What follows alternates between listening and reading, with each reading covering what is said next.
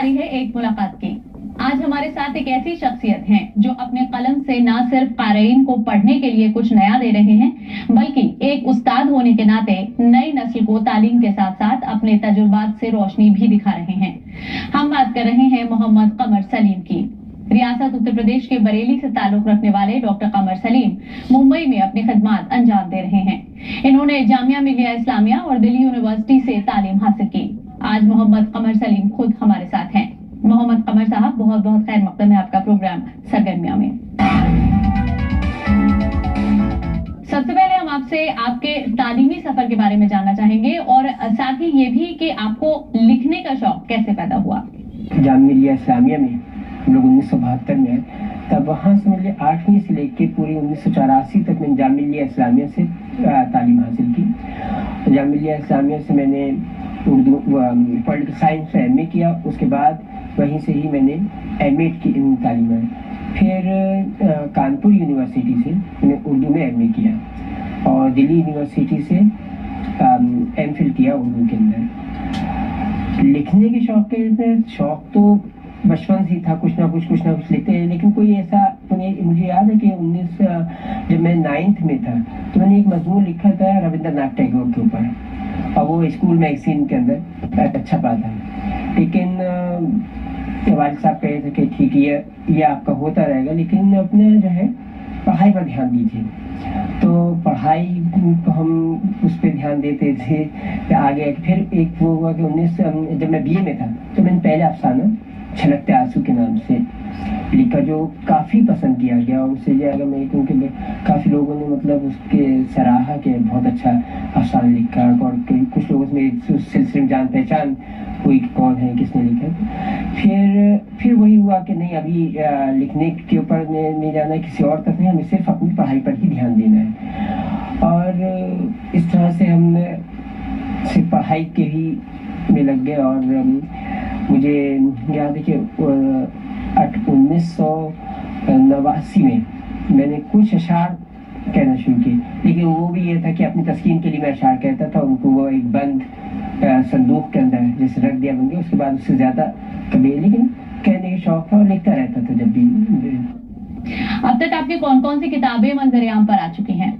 तो किताबें तुम जैसे बताइए शारिया दिलगुदार, इसके अलावा मैंने जो मेरी अपनी जो लिखी हुई किताब वो तो मैं कहूँ 4 किताबें। उसके अलावा NCERT के साथ में जो हम लोग एक टीम में काम करते हैं उसके साथ उसके तरफ से 4-5 किताबें आ चुकी हैं, जिसके अंदर मैं शामिल हूँ। और एक महाराष्ट्र बोर्ड के उर्दू तारुफ उर्दू जो 10 के कोर्स में थी, उसमें भी मैं एडिटर की हैसियत से मैंने उसमें काम किया है। जो मेरी किताबों का मैंने जैसे अभी इशारिया दिलगुदार का आपको बताया, इशारिया दिलगुदार की ये जाहिर सी बात बहुत अहम किताब थी और उर्दू के ताल्लुक से बहुत ही।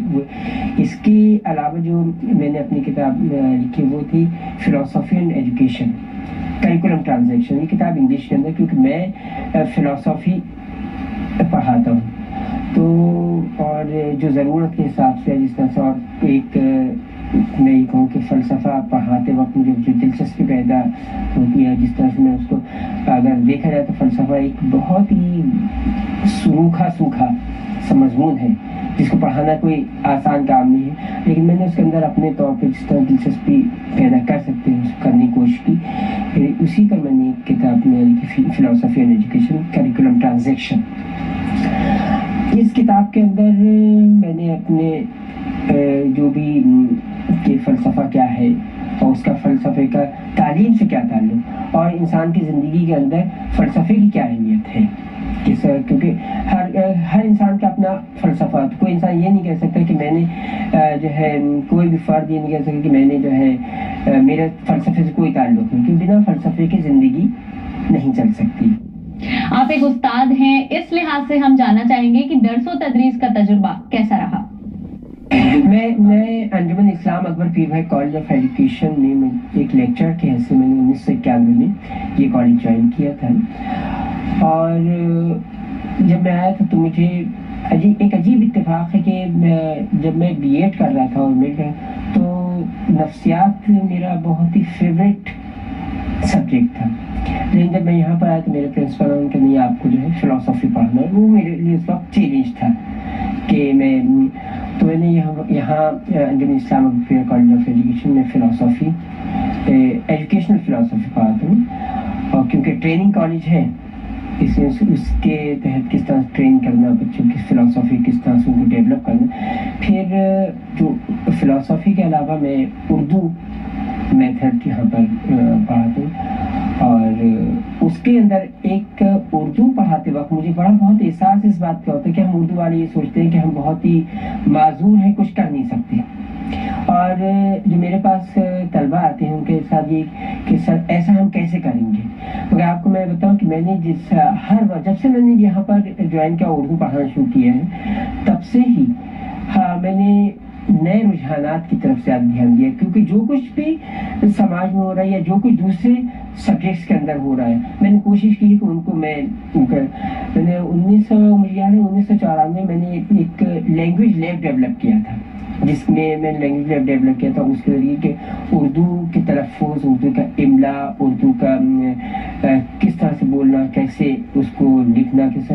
تو باقاعدہ ایک مانیٹرس کہتے ہیں، 10 مانیٹرس ہم نے بنائے تھے، اس میں 10 بچوں کو بٹھا الگ الگ ہر بچے کو اس کو ہم نے تلفظ درست کرنا. ایک ماسٹر مانیٹر تھا، پھر اس کے بعد دوسرے مانیٹر جس پہ بچے ٹیچر بیٹھ کر ان کو بتاتے ہیں کہ یہ لفظ آپ نے ہر الگ الگ سب کا.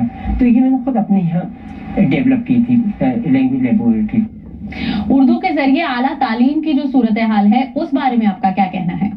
12ویں تک بچے اردو میں پڑھ کر آتے ہیں. اس کے بعد جب یہ چیز اس وقت میرے ساتھ بھی ہوئی. میں آپ کو اگر بتاؤں کہ جس وقت میں نے اپنا ہائر سیکنڈری کیا، میں 11 تک اردو سے پڑھ کے کی.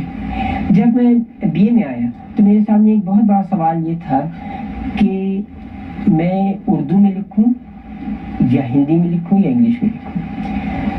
فرینکلی آپ کو بتاؤں کہ انگلش ہماری اتنی اچھی نہیں تھی جو ہم انگلش میں لکھتے.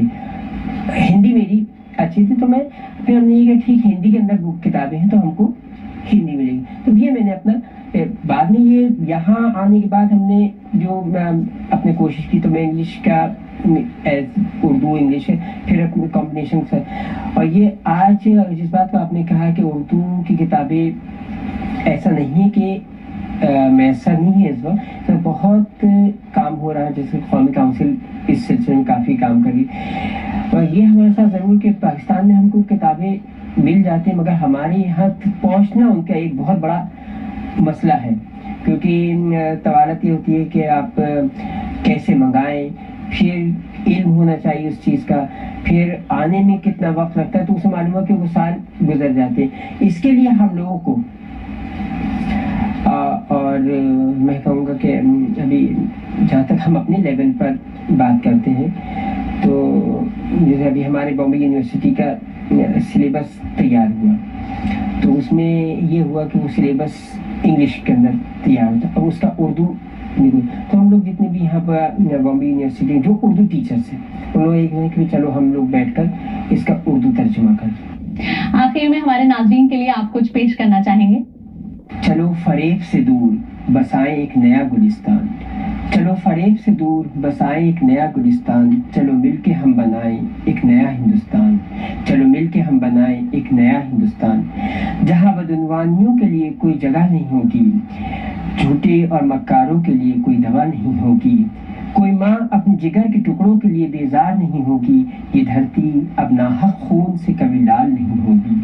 چلو فریب سے دور بسائیں ایک نیا گلستان، چلو مل کے ہم بنائیں ایک نیا ہندوستان، جہاں صرف سچائی ہی کا بول بالا ہوگا، جہاں صرف سچائی کا ہی کا بول بالا ہوگا اور سب کے ہاتھوں میں امن کا پیالہ ہوگا، نہ کوئی دشمن ہوگا نہ کوئی غدار ہوگا، یہاں ہر ایک ملک کا وفادار ہوگا. چلو فریب سے دور بسائیں ایک نیا گلستان، چلو مل کے ہم بنائیں ایک نیا ہندوستان. سب محبت کی جام سے سرشار ہوں گے، سب محبت کے جام سے سرشار ہوں گے، ایک دوسرے کی محبت میں گرفتار ہوں گے، نہ عصمت دری ہوگی نہ اور رہزن یہاں شرمسار ہوں گے، نہ عصمت دری ہوگی اور راہزن یہاں شرمسار ہوں گے، اپنے وطن کی حفاظت کے لیے سب تیار ہوں گے۔ چلو فریب سے دور بسائیں ایک نیا گلستان، چلو مل کے ہم بنائیں ایک نیا ہندوستان۔ کرنے ہوں گے ہمیں نہ جانے کتنے جتن، کرنے ہوں گے ہمیں نہ جانے کتنے جتن، تبھی پیدا ہوں گے جاباز اور کتنے انمول رتن۔ ایسا ہی ہوگا میرے جذبات، میری خواہشوں کا وطن، میری تمناؤں کا وطن، میری خوابوں کا وطن۔ چلو فریب سے دور بسائیں ایک نیا گلستان، چلو مل کے ہم بنائیں ایک نیا ہندوستان۔ پروگرام میں آگے بڑھتے ہیں اور آپ کو لیے چلتے ہیں مشہور سیاحتی مقام گوا کی جانب۔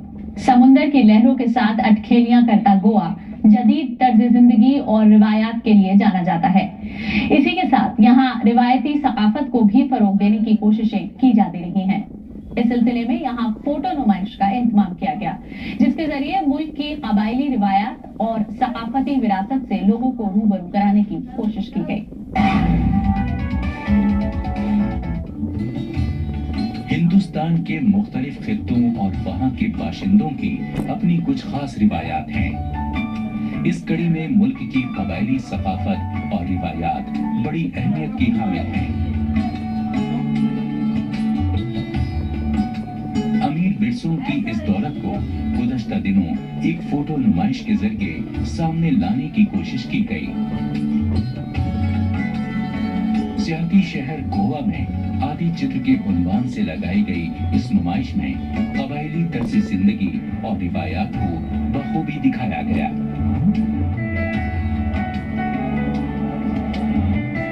یہ ہمارا کلا ہے، مطلب یہ ہمارا آدی چتر ہے، مطلب ہمارا دیوار میں یہ چتر بنا ہوا ہے، تو یہ ہمارا